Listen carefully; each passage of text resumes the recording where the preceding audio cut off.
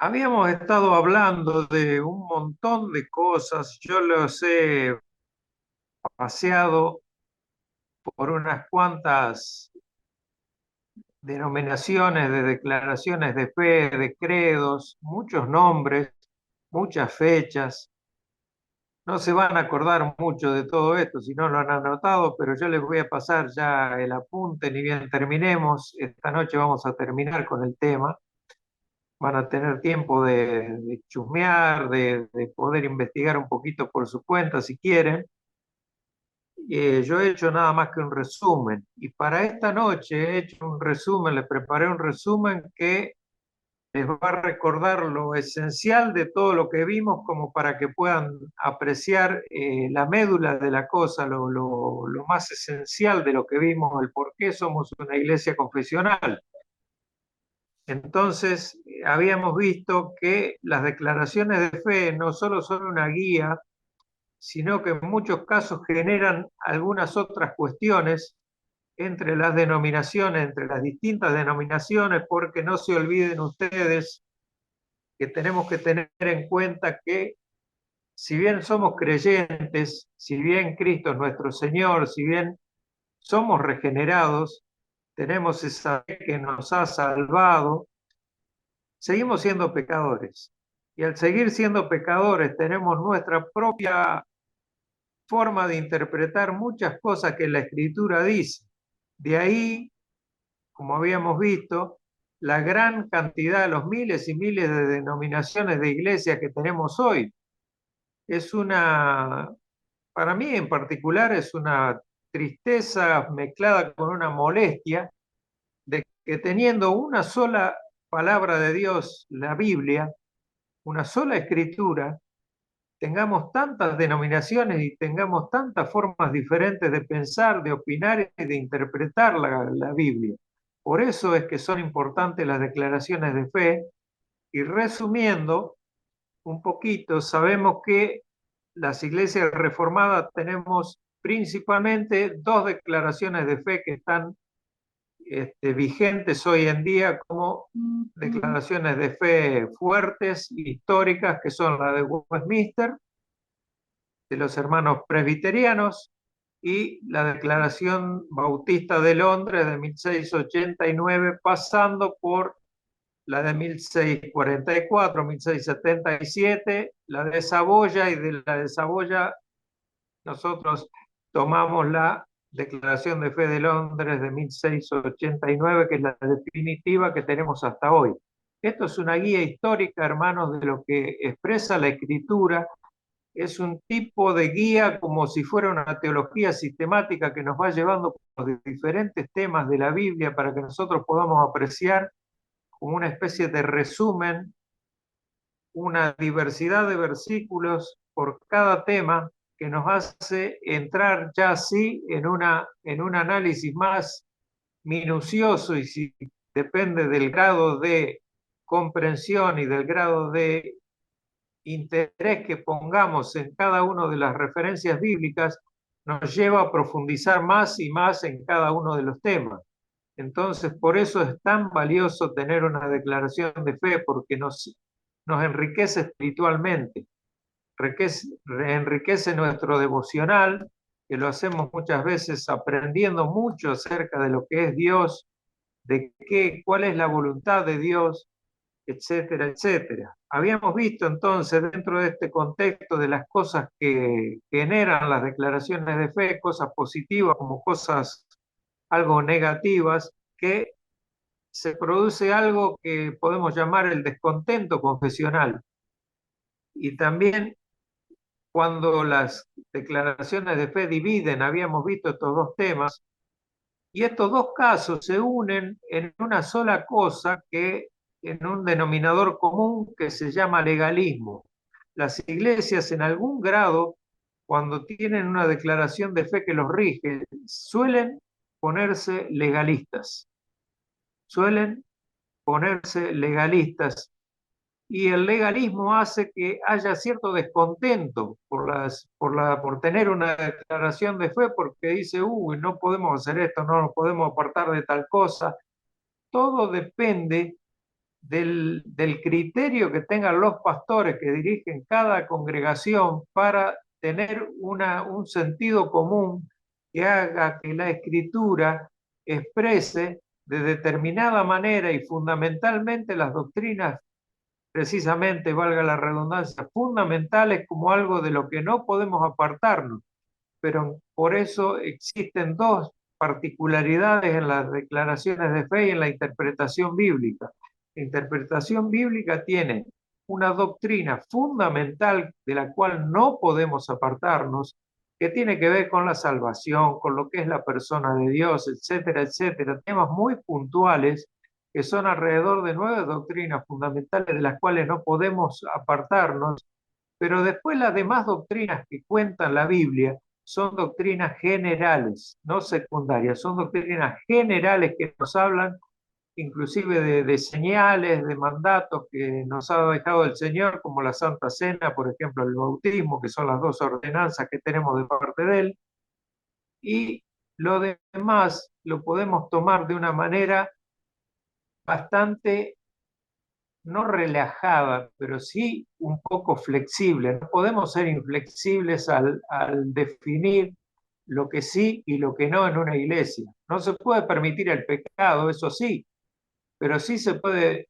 permitir algún tipo de diferente interpretación que nos lleva a algo tan lindo que es la discusión amistosa de ciertos temas, con lo cual nosotros podemos llegar a profundizar y aprender mucho más de la escritura.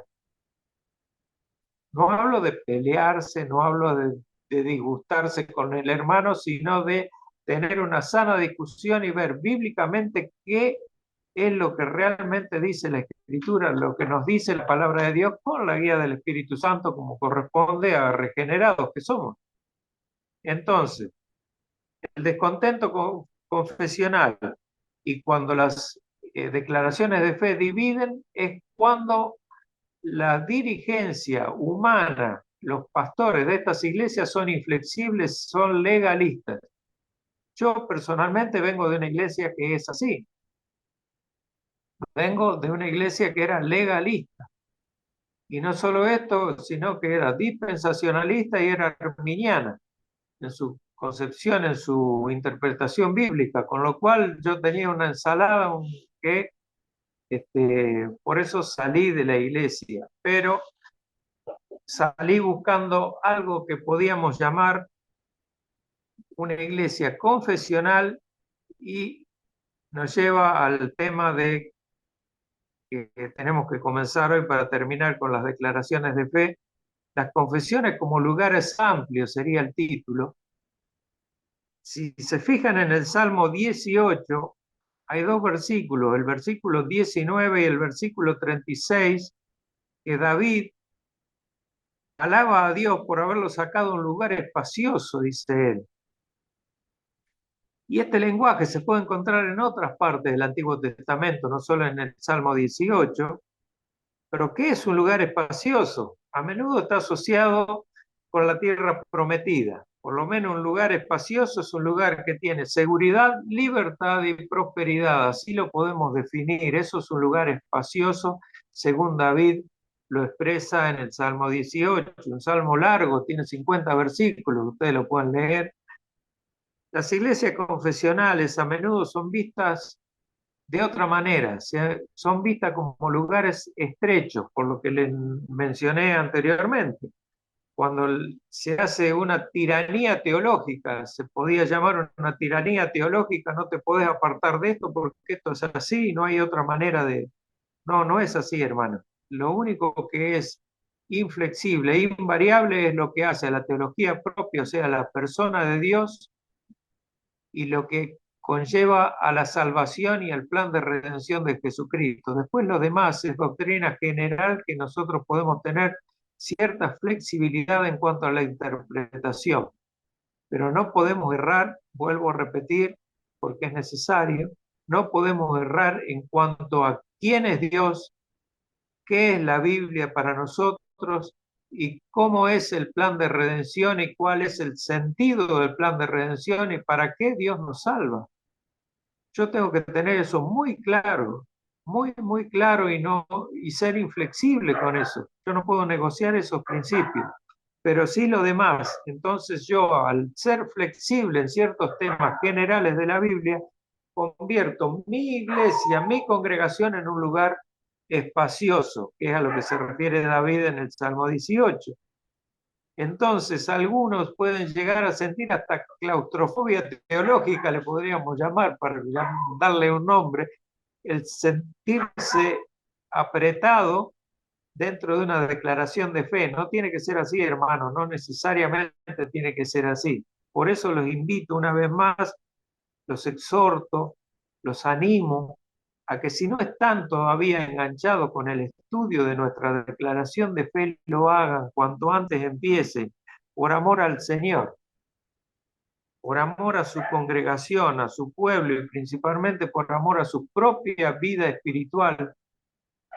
Estudien la declaración de fe, busquen esta guía, que yo no soy perfecto enseñando, tengo miles de errores, pero lo que le enseño es bíblico. Entonces, puedo tener una u otra manera de enseñar, podría ir mejorando en muchos aspectos, pero básicamente tengan en cuenta que yo les voy pasando los apuntes, entonces ustedes van pudiendo con esos apuntes incrementar su conocimiento y profundizar su conocimiento con una guía que los va a llevar a ir creciendo espiritualmente día tras día y a afirmar sus conocimientos, sus cimientos.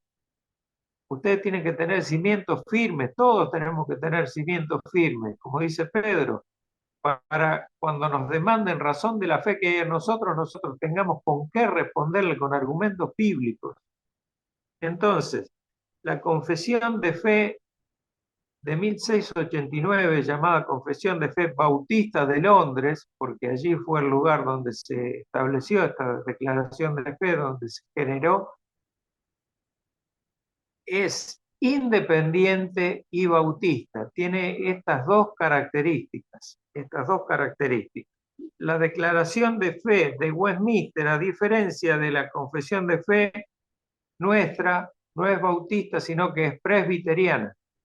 Y no es independiente, sino que la iglesia de Westminster, la declaración de fe de Westminster y sus iglesias se rigen por un tipo de gobierno diferente al nuestro. Por eso nosotros decimos que somos independientes. ¿Por qué? Porque cada iglesia la consideramos de esa manera, cada congregación se considera independiente con sus pastores, independientes de la otra iglesia, no independientes en doctrina, sino independientes en la política que llevamos adelante como iglesia, que cada pastor lleva como guía de su iglesia.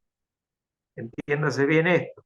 La iglesia presbiteriana, en cambio, se rige por sínodos, o sea, por un episcopado que tiene una cabeza que rige por una determinada región y supervisa esa región, y las iglesias no son independientes, si son interdependientes una de otras y del sínodo que el presbítero mayor ordena, digamos.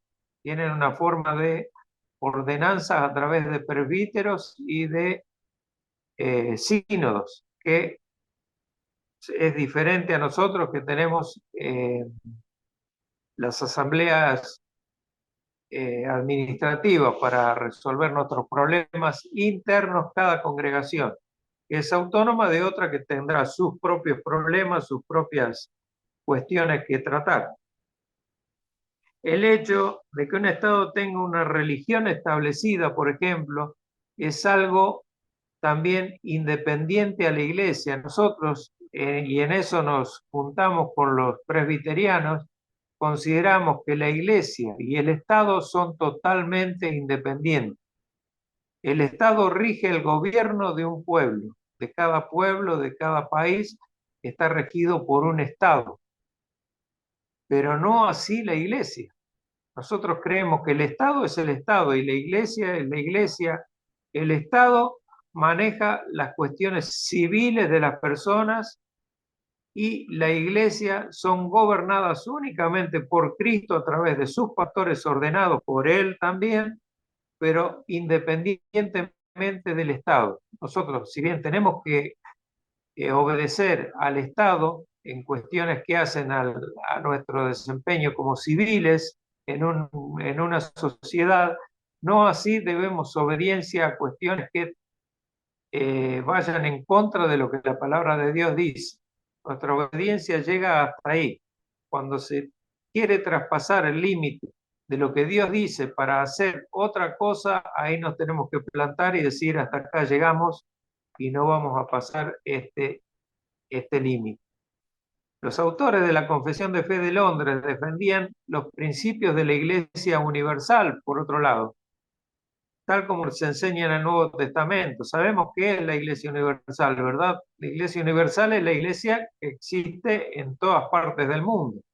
Hay un mandato del Señor Jesucristo en Mateo 28, que los conocemos todos, que es ir y hacer discípulos y bautizarlos en el nombre del Padre, del Hijo y del Espíritu Santo. Y me seréis testigo, dice el libro de Hechos 1:8, en Jerusalén, en Judea, en Samaria y hasta lo último de la tierra. O sea, esta es la iglesia universal, la iglesia que se va diseminando y que parte de eso tuvo un gran auge en el periodo de persecución de Roma, en el periodo de persecución en la época de Nerón, fue la más dura que sufrió el cristianismo en sus primeros tiempos.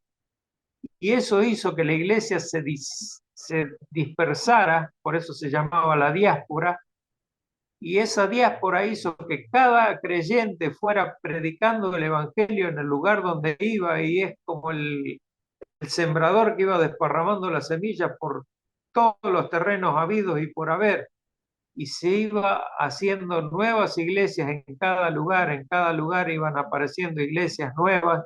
Esa es la iglesia universal de Cristo. Esa iglesia universal, que así se conoce en el Nuevo Testamento, dice, por ejemplo, la Escritura, Cristo amó a su iglesia, como Cristo amó a su iglesia, por ejemplo, en Primera los Corintios, que nosotros amemos a nuestras esposas como Cristo amó a la iglesia, no se refiere a una iglesia en particular, sino se refiere precisamente a esta iglesia universal.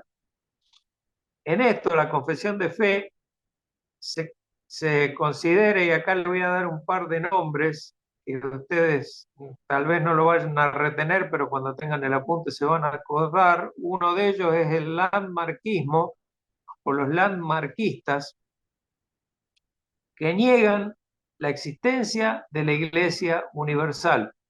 Por eso le digo, somos pecadores y cada cual tiene su forma de interpretar la Biblia, pero yo no puedo tener una forma de interpretar la Biblia que vaya directamente en contra de lo que la Escritura me enseña.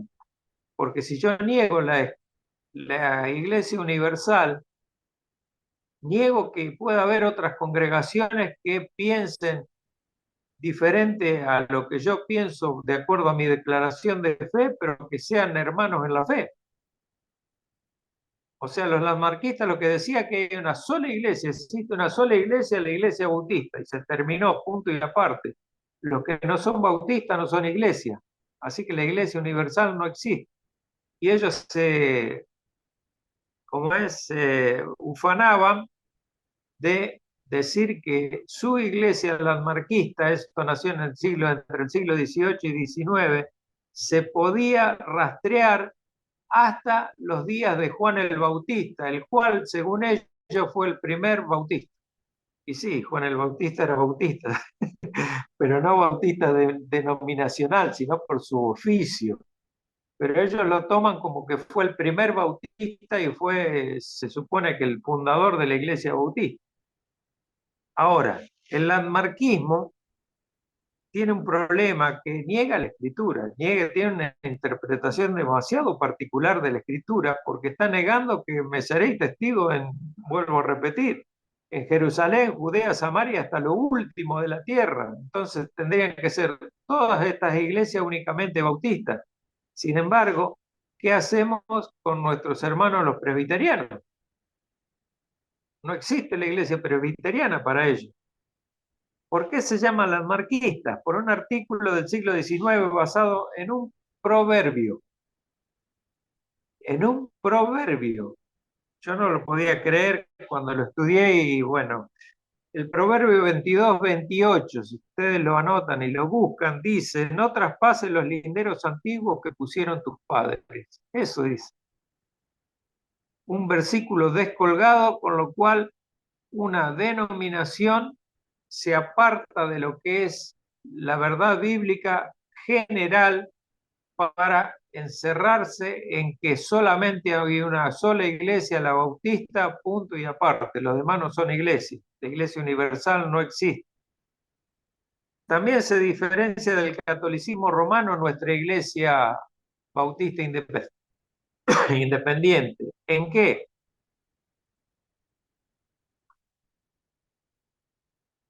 En que como así los lamarquistas que les nombro recién destruyen, no consideran y para ellos no existe la iglesia universal, el catolicismo romano a la larga destruye la iglesia local.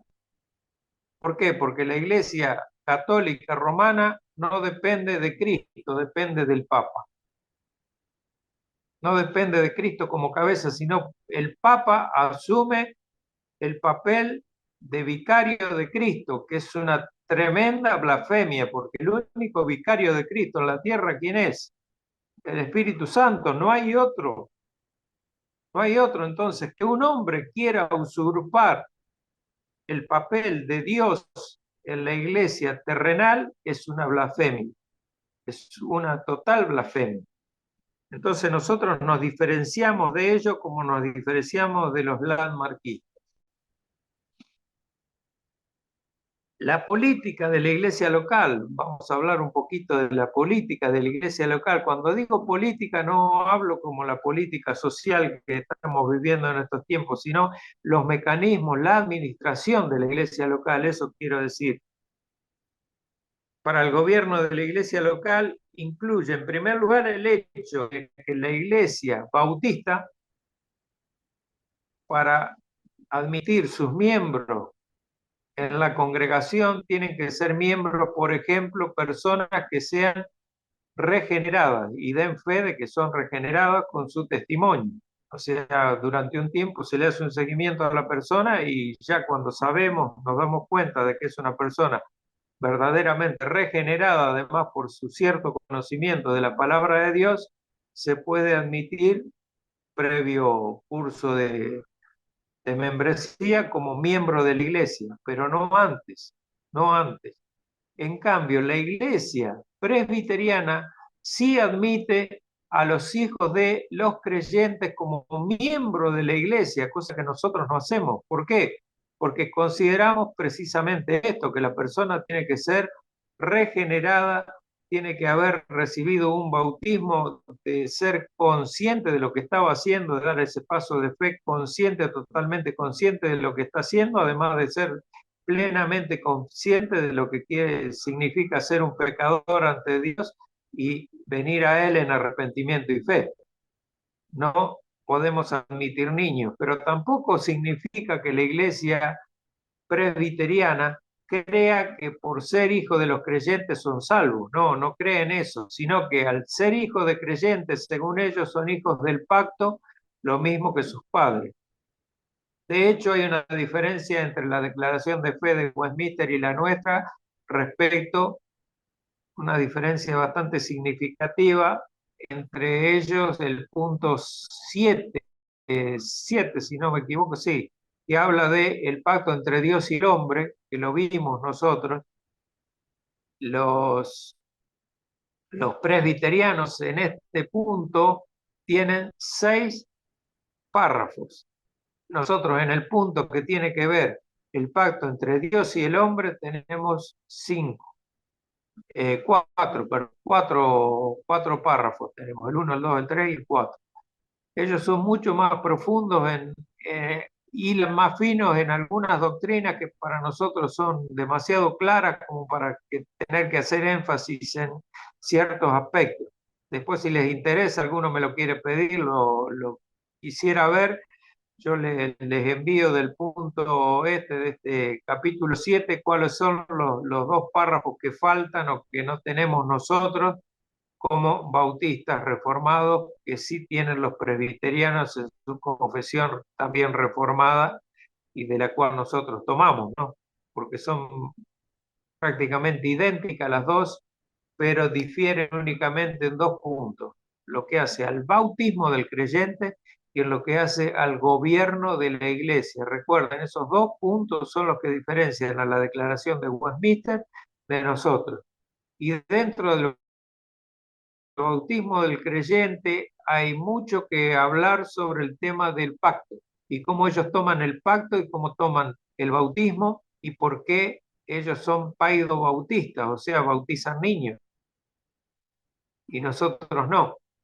Entonces, bueno, ahí se producen unas ciertas discrepancias, pero en la política de la iglesia local, en segundo lugar, lo importante es que creemos que donde hay un grupo de creyentes también debe erigirse una iglesia local.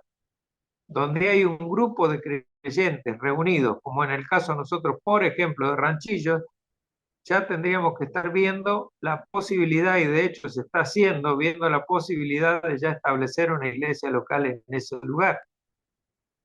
Esa es nuestra forma de pensar. Y una iglesia independiente, independiente. O sea, puede tener nuestro mismo nombre por tener nuestra misma línea de pensamiento reformado, que puede ser Iglesia GES,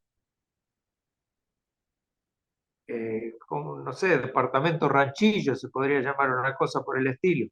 Pero esa iglesia es totalmente independiente de la nuestra, lo cual quiere decir que sus ofrendas son propias, nuestras ofrendas son nuestras, podemos interactuar entre una y otra, pero cada decisión la toma cada pastor de cada iglesia independientemente una de la otra, por más que seamos uno o hija de la otra. También existe otro grupo, no solo están los landmarquistas que tienen esta forma particular de ver las cosas, sino están los devocionalistas, que también se oponen de forma directa a lo que la palabra de Dios claramente dice. Y los devocionalistas dicen que lo que basta para el creyente es una vida piadosa que muestre la obra de Dios en la persona y que el congregarse o no es una cuestión secundaria. Son estos famosos creyentes que no se congregan directamente y dicen ser creyentes. Entonces, el mandato en la palabra de Dios es no dejando de congregarnos como algunos tienen por costumbre. Es demasiado claro como para decir que no tengo que congregarme o que tengo que ser una buena persona según mi propio criterio y nada más. En muchos casos eso termina en una gran hipocresía y en muchos supuestos hermanos que no son tan hermanos. Pero bueno, también nos oponemos al gobierno de la iglesia por sínodos, como es en el caso de, ya le repito, de la iglesia presbiteriana. En tercer lugar, creemos también que la iglesia debe ser gobernada no por un pastor, sino por una pluralidad de pastores, por un consejo de pastores. En eso la confesión, los episcopales tienen un obispo que gobierna toda una región, un obispo, un presbítero. Nosotros creemos que cada iglesia debe tener sus propios pastores, los cuales gobiernan las iglesias bajo la autoridad de Cristo. Y tenemos, por ejemplo, 1 Timoteo 5:17, les leo: los ancianos que gobiernan bien sean tenidos por dignos del doble honor, mayormente los que trabajan en predicar y enseñar. Y también tenemos otro mandato en Hebreos 13:17.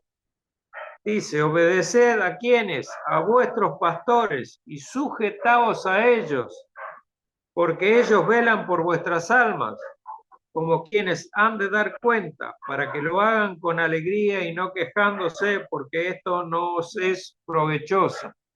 O sea, estamos frente a ante estos devocionalistas, estamos en una posición bastante floja como interpretación bíblica, porque ellos niegan que tengamos que tener pastores o una autoridad sobre cada uno de nosotros. Basta solamente con que yo muestre una vida piadosa, pero tengan en cuenta que puedo ser el mayor de los hipócritas también y mostrar lo que no soy. Eso es muy posible en muchos casos. En cuarto lugar, dentro de ese mismo punto de la política de la iglesia local, creemos en la necesidad de algo que por ahí no nos gusta mucho, pero es la disciplina en la iglesia local. La disciplina en la iglesia local debe existir, hermanos, porque así como Dios nos disciplina, la disciplina en la iglesia local es necesaria cuando se quebranta algún punto que es importante, cuando se toma algún hecho por ahí demasiado livianamente o liberalmente dentro de la iglesia que no corresponde y que son cuestiones que pueden llegar a ofender a nuestro hermano, a menospreciar a nuestro hermano, a tener una división en la misma iglesia. Hay varios factores por los cuales la disciplina es necesaria y nosotros creemos en eso. Por último, las ordenanzas de la iglesia. Y finalmente, creemos que el bautismo y la Santa Cena son las únicas dos ordenanzas. No hay otra de parte del Señor para su iglesia. Para su iglesia, no la nuestra, la iglesia del Señor. Con esto podemos decir que concluimos esta parte del resumen que había preparado, pero como les dije, les voy a leer un poquito del resumen que hice de... ¿A qué hora es? Sí, tenemos tiempo, tenemos tiempo. Habíamos comenzado diciendo que el tema de la iglesia confesional en particular, cuando empezamos el tema, es la base de una iglesia sana en fe y doctrinalmente ordenada. Esos son los dos características que nos definen al ser una iglesia confesional. Esto significa que una iglesia que sigue una doctrina bíblica sana y ordenada, respaldada por la guía de una confesión de fe histórica dentro del ámbito evangélico y reformado, es una iglesia como una iglesia con identidad. Es tan importante ser una iglesia con identidad que es lo que nos representa, es como si nosotros fuéramos a algún otro país sin tener los documentos que nos acrediten para poder entrar, no entraríamos, no nos conocen, no nos pueden identificar. Nosotros esta identidad la definimos claramente y santifica a la iglesia porque su fe está basada en la historia, origen y rastreable de la iglesia apostólica, sin alteración hasta nuestros días. Nosotros estamos siguiendo una enseñanza apostólica plasmada en un escrito que, si bien no es inspirado, sí contiene las referencias necesarias de la Biblia, de la palabra de Dios, que sí es inspirada. O sea, nosotros estamos siguiendo una confesión de fe que nos lleva a la propia palabra de Dios y no a otro lugar, como la Iglesia Católica de Roma, que se guía por las bulas papales, por cuestiones que establece escritos del hombre, etcétera, etcétera, que son todos extrabíblicos. Hoy la Iglesia de Roma no se caracteriza por seguir la Biblia, sino por lo que dice el Papa. Entonces no es así. No es así porque el Papa se inmiscuye en cuestiones, por ejemplo, del Estado, y acabamos de decir que la Iglesia y el Estado son cosas totalmente independientes. Si bien nosotros estamos inmersos dentro de un Estado que nos gobierna, el máximo exponente de nuestro gobierno es el Señor Jesucristo y no hay otro. Nosotros antes que nada tenemos que responder a Él. Cuando hablamos de iglesia debemos tener presente que nos referimos a dos manifestaciones de la misma. Esa es otra cuestión que tenemos que tener claro. Por un lado nos referimos a la iglesia invisible, que es el cuerpo de Cristo. Si vamos a Efesios 5:23 y Colosenses 1:24 vamos a ver esto. Les puedo leer Efesios 5:23, por ejemplo. Dice, porque el marido es cabeza de la mujer, así como Cristo es cabeza de la iglesia, la cual es su cuerpo y él es su salvador. O sea, la iglesia invisible se puede tomar una analogía con el matrimonio, de lo que somos en Cristo. en Cristo. Somos el cuerpo invisible de Cristo, nosotros. Y Colosenses 1:24 dice algo similar. Búsquenlo, yo no quiero alargar mucho esto. Por el otro lado, nos referimos a la iglesia visible también, que son nuestras congregaciones terrenales, lo que somos nosotros como congregación. Efesios 1:22. Leo Efesios porque lo tengo cerca y porque está la Biblia ya se abre sola en Efesios. Mi Biblia se abre sola en Efesios 1:22, 23. Y sometió todas las cosas bajo sus pies y lo dio a la iglesia sobre todas las cosas, la cual es su cuerpo, la plenitud de aquel que lo llena todo en todo. Algo similar dice Mateo 18:17. Esto es importante porque la iglesia espiritual debe ser coherente, hermanos, con nuestro testimonio público de santidad. ¿Para qué? Para mostrarnos ante los que no creen. Primera de Pedro 2:7, esto sí lo voy a leer y les pido que me sigan. Primera de Pedro 2, capítulo 2, versículo 7.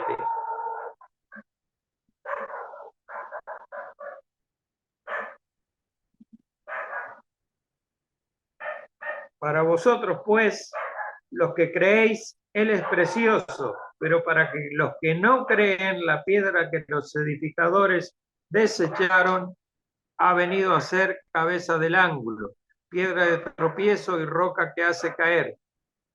Entonces, nosotros somos testimonio y piedra de tropiezo para los que no creen. Nosotros tenemos un testimonio visible. Y el 3:1 también dice: asimismo, vosotras mujeres estad sujetas a vuestros maridos, para que también los que no creen a la palabra sean ganados sin palabra por la conducta de sus esposas.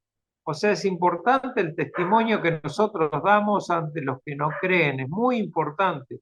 Yo diría que es fundamental. Alguien dijo alguna vez que la Biblia que nadie lee somos nosotros mismos con nuestro testimonio de vida. Nosotros debemos por lo menos tratar de ser eso. Somos cartas abiertas, dice 2 Corintios 3:2. 2 Corintios 3:2. Lo voy a buscar.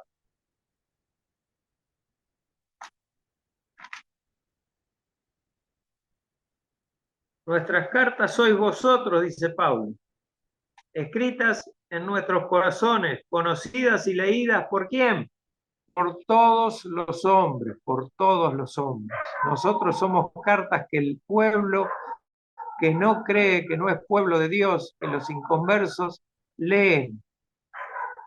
Por eso que te hacen así con el dedo, y vos qué tal cosa, y por eso debemos ser irreprensibles, hermano.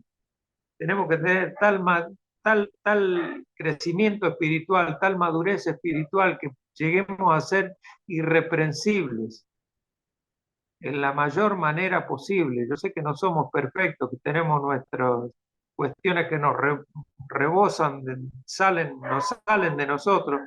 A veces se nos escapa la carne y la tenemos que estar metiendo para adentro porque hay cosas que nos sobrepasan, pero tenemos que tratar de dar un testimonio como iglesia, porque si no, la carta que van a leer va a ser hipocresía, va a ser hipocresía en nosotros. Una declaración de fe histórica es nuestra guía. Recuerden que les había dado 7 puntos, ahora se los voy a repetir, para que podamos conocer sistemáticamente lo que Dios quiere de nosotros. Porque como vimos, hay 7 aspectos de la declaración de fe que son: el primero, una declaración de fe defiende las grandes verdades del Evangelio, esto es fundamental. Segundo, resume el eje central de las Escrituras. Tercero, nos protege de los falsos maestros. Cuarto, y muy importante, que es lo que vimos recién, nos da identidad, nos dice quién somos claramente. Quinto, nos ayuda a la hora de estudiar la Biblia. Por esto de tener una temática ordenada, seguir una temática ordenada. Sexto, protege la membresía de la iglesia, por cuanto todos vamos creciendo en forma pareja, salvo aquellos que todavía no se han adherido a estudiar la declaración de fe, que los vuelvo a invitar a que lo hagan. Nos vamos creciendo y la membresía de la iglesia se va fortaleciendo. Y séptimo, resalta la importancia de la mente en el discipulado. Recuerden que esto es sumamente importante porque Jesucristo dijo que son dos los mandamientos. Primero, amar a Dios por sobre todas las cosas. ¿Pero de qué manera? Con toda vuestro corazón, con toda vuestra fuerza, con toda vuestra mente, dijo el Señor, con toda vuestra mente. Nosotros tenemos que tener plena conciencia de lo que estamos haciendo cuando leemos, cuando estudiamos la palabra de Dios y cuando pensamos acerca de lo que Dios es. Tenemos que ser plenamente conscientes. Nuestra mente tiene que estar en sintonía con lo que somos como nueva criatura regenerada. Ya no somos el viejo hombre que está leyendo un libro, que está leyendo el Patorcito, que está leyendo, bueno, no sé si ustedes conocen el Patorcito, me delato con la edad, está leyendo el Villiquen, yo estoy leyendo la palabra de Dios, entonces tengo que poner toda mi mente en eso, no solo mi parte sentimental, mis sentimientos, mis emociones, sino mi mente también. Para nuestras iglesias reformadas, el punto más importante, indiscutiblemente, es guardar la fidelidad del Evangelio bíblico. Guardar la fidelidad del Evangelio bíblico, porque ese es el tema central de la Escritura. La palabra de Dios es el Evangelio puro. De todas las maneras posibles está predicado el Evangelio en las Escrituras, tanto en el Antiguo Pacto como en el Nuevo Pacto, en el Antiguo Testamento como en el Nuevo Testamento. En el genuino Evangelio bíblico se revela que primero, la maldad del hombre esclavizada al pecado y el gran amor del Padre para cumplir su perfecto plan de salvar a estos rebeldes de la condenación eterna. ¿Y por qué? Porque a Él le plació, por su soberana voluntad y por amor a los suyos, por amor a los suyos. De tal manera, dice la palabra de Dios, que amó al mundo, que entregó a su Hijo. Y Romanos 5:8 dice que más Dios muestra su amor para con nosotros en que siendo aún pecadores, Cristo murió por nosotros. Y Cristo es el Hijo de Dios, la segunda persona de la Trinidad que se humanó para venir a la tierra a morir por nosotros. Entonces esas verdades están contenidas en el Evangelio, son cosas preciosas, son la joya más valiosa que nosotros podemos tener y compartir con los que no conocen esto. Por eso es importante la declaración de fe, que no esté alterada, que sea una declaración de fe bíblica e histórica y que comparta lo mismo que compartieron los apóstoles con los primeros creyentes. Ahora, viene la pregunta, ¿cuál declaración de fe adoptamos? Bueno, hay varios aspectos que considerar y esto ha sido motivo de discusión y es motivo de discusión dentro de los cuales podemos nombrar que se encuentran algunos puntos. Por ejemplo, lo que hace al tipo de gobierno de la iglesia, lo que hace al tipo de gobierno de la iglesia que hablamos recién. Recuerden que esto es el resumen de todo lo que hemos visto. Dijimos que hay dos, hoy en día hay vigentes dos declaraciones de fe que son mayoritariamente históricas y que se mantienen en el tiempo inalterable, que son la de Westminster y la nuestra, que es la de Londres de 1689. ¿Eh? El conjunto de doctrinas que sea congruente con la reforma del 1517, esto es, sola escritura, sola gracia, sola fe, solo Cristo y solo a Dios la gloria. Tiene que ser coherente con esto. Esto es el mal llamado, además, el mal llamado calvinismo, que además tiene 5 puntos, o sea, son 10 los puntos en los que creemos nosotros, que es la depravación total del hombre o la inhabilidad total del hombre. ¿Qué más sigue?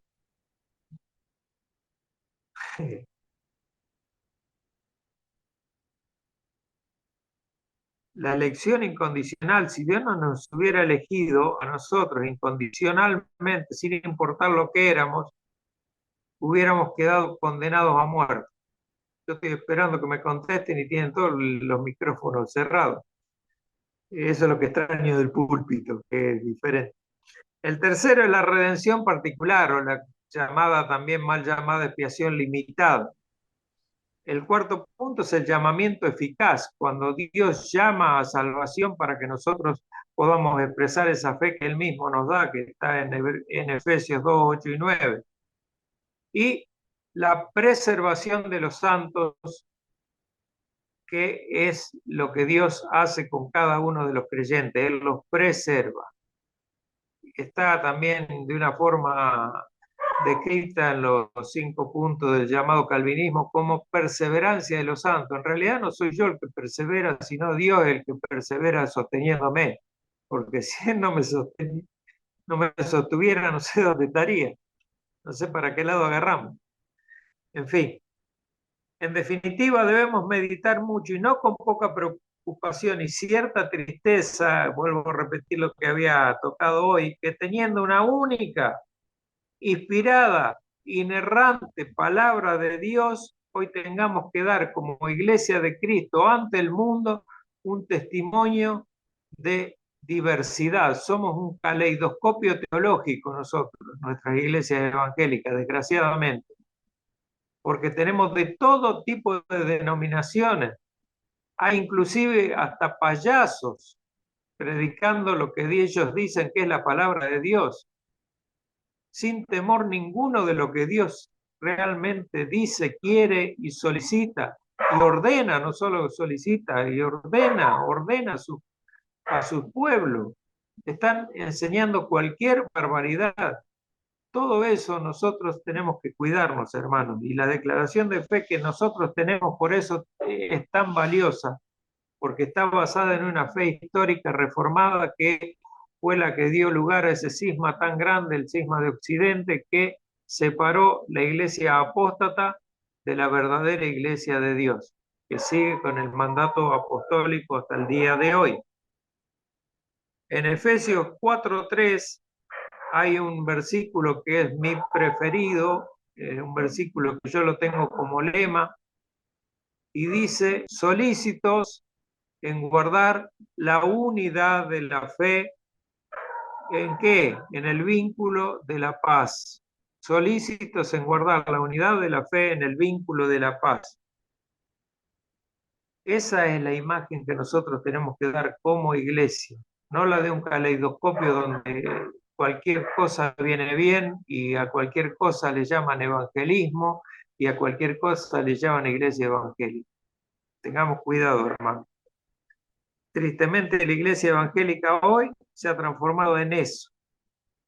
Y tenemos que cambiar eso. ¿Y cómo lo podemos cambiar? Teniendo una declaración de fe que nos ordene a nosotros de una manera única, que nos marque un solo camino. Ante esta realidad, de este caleidoscopio, solamente podemos decir que la cuestión no pasa por lo difícil que es entender la palabra de Dios. Como vimos recién, los devocionalistas, por ejemplo, niegan un mandato claro y directo de la Biblia, que es no dejar de congregarse como algunos tienen por costumbre. Entonces, ¿cómo puedo tomar yo una decisión de decir, yo establezco esta forma de credo para mí?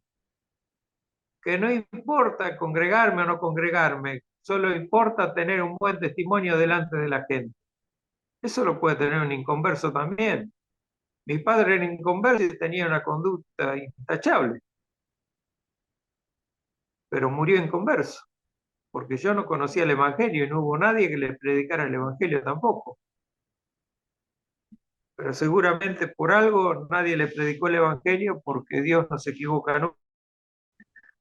A los fines de concluir este resumen, entonces, para que sea verdaderamente un resumen, no se haga largo, la reforma protestante que está con las 95 tesis de Lutero clavada en Wittenberg, en la puerta de la iglesia de Wittenberg, en 1517 tuvo como artífice de la misma a muchos hombres, no fue solamente Lutero, algunos de los cuales venían trabajando ya hacía desde mucho tiempo antes y protestando a las enseñanzas de la Iglesia de Roma. Pero en lo que respecta a las doctrinas que luego se fueron plasmando en las declaraciones de fe, hay tres nombres principales que tuvieron la mayor relevancia que el resto, que son Martín Lutero, Ulrico Zwinglio y Juan Calvino. Estos fueron los tres hombres más prominentes que tuvieron más que ver con las declaraciones de fe y el desarrollo de estas que hoy tenemos dos. Recuerden que hay una anterior, una declaración de fe que es bautista también, que es la de 1644, que es una declaración de fe arminiana, de la línea arminiana. Entonces, esas son las tres declaraciones de fe. No es, por supuesto, al ser arminiana, no es una declaración de fe de la Reforma. Es una declaración de fe bautista de aquellos dos primeros bautistas que fueron Helwys y John Smith. Pero bueno, esto no viene al caso ni que se recuerden de ellos porque son arminianos y tienen una forma de ver las escrituras que es muy imaginativa, muy linda, pero no es lo que dice la palabra de Dios, no es lo que enseña la palabra de Dios. Por un lado, los luteranos adoptaron una declaración de fe redactada por un tal Melanchthon y dos catecismos, el mayor y el menor, escritos por Lutero. No tenemos que olvidar también que a pesar de Lutero haber renegado con estas 95 tesis, lo que renegó Lutero de la Iglesia de Roma fue lo que respecta a la salvación por gracia, por la sola fe. Pero él siguió prendido y siguió, se puede decir, esclavo de muchas tradiciones que había aprendido a lo largo de los años que sirvió para la Iglesia de Roma. Por su lado, Zwinglio también terminó dando forma a un movimiento llamado los anabaptistas o rebautizadores. Fue otra línea, se dividió ya en otra línea. Por su parte, los seguidores de Juan Calvino adoptaron la declaración de fe de Westminster, hasta que los bautistas independientes, basados en esta declaración de fe, en la de Westminster, pero más que en la de Westminster, en la de Saboya, que fue posterior a la de Westminster, modificaron dos aspectos de la misma referidos al gobierno de la Iglesia y al bautismo, y dieron origen a la Declaración de Fe de 1677, la que luego se terminó de modificar definitivamente en 1689, que hoy conocemos como la que tenemos nosotros, la Bautista de Fe de 1689. Hasta ese entonces, al respecto del tipo de gobierno de la Iglesia, había dos corrientes religiosas, el catolicismo romano y sus primos los anglicanos. Ambas denominaciones responden a un tipo de gobierno jerárquico y verticalista, con un papa como cabeza de la Iglesia en la tierra, aunque después algunas denominaciones anglicanas se fueron tomando distancia respecto de la jerarquía papal, pero aún así tienen otras cuestiones con el Estado que están inmiscuidos dentro del Estado, igual que la Iglesia Católica. Así que son prácticamente la misma cosa, nada más que ellos no adoran imágenes, por lo menos dentro del templo. Mientras la guerra civil en Inglaterra entre el Parlamento puritano y el rey, esto fue en el año 1642, por ahí estaba en pleno auge, se hicieron cambios en la Iglesia anglicana. Y en el 1643 el Parlamento abolió la forma episcopal de gobierno eclesiástico, con sus parroquias, obispos jerárquicos y todo lo demás. También pidió una nueva estructura y esta sería formulada por una asamblea de 121 clérigos, llamados los teólogos, y 30 laicos. Esta asamblea de Westminster de teólogos fue la que dio origen a la Declaración de Fe Histórica de Westminster. Una declaración de fe la cual 121 clérigos teólogos participaron en una discusión que duró varios años, más 30 laicos. La asamblea realizada en 1163 sesiones, 1163 sesiones, entre el 1 de julio de 1643 y 22 de febrero de 1649, redactó una nueva declaración de fe para la Iglesia anglicana por un lado, y la Confesión de Fe de Westminster llegó a ser el credo protestante más importante de la época de la Reforma por el otro. Por otra parte, los luteranos adoptaron la Declaración de Fe redactada por Melanchthon y dos catecismos, el mayor y menor, ya le digo, escritos por Lutero. Entonces, este es el resumen de lo que tenemos nosotros como iglesia confesional.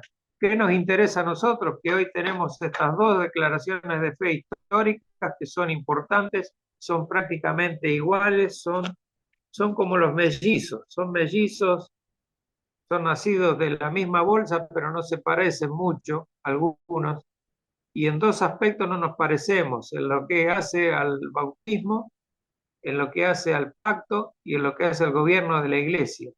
Esos temas nosotros los miramos de otra manera, a como lo ven los presbiterianos, y tenemos el otro gobierno de la iglesia que es el gobierno independiente de cada una de las congregaciones. Son las grandes diferencias que tenemos. ¿Y por qué? ¿Qué significa ser una iglesia confesional y por qué somos una iglesia confesional?